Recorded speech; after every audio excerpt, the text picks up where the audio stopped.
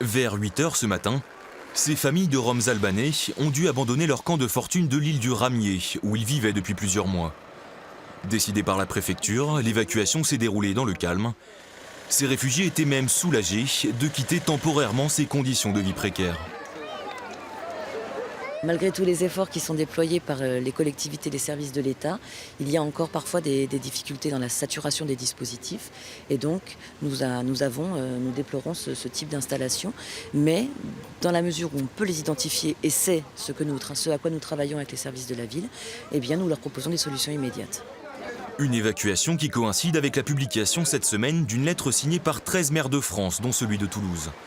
Les élus, alertés par la hausse du nombre de réfugiés, réclament une politique plus tranchée. Les moyens d'hébergement ont été augmentés. Les parcours d'insertion, pour ceux d'entre eux qui ont des droits afin de rester ici, ces parcours, nous les construisons, mais c'est quelque chose de long. Et puis, ce que je trouve anormal, c'est que les décisions d'expulsion du territoire national, la plupart du temps, ne sont pas exécutées.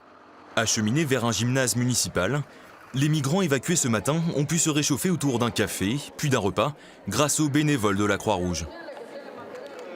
De l'humanité d'abord, de la bienveillance aussi, et ça se passe plutôt bien. Les réfugiés ont ensuite été redirigés vers des centres d'accueil à travers toute la région. Une chance pour eux de retrouver des conditions de vie décentes le temps de leur démarche et peut-être de commencer une nouvelle vie.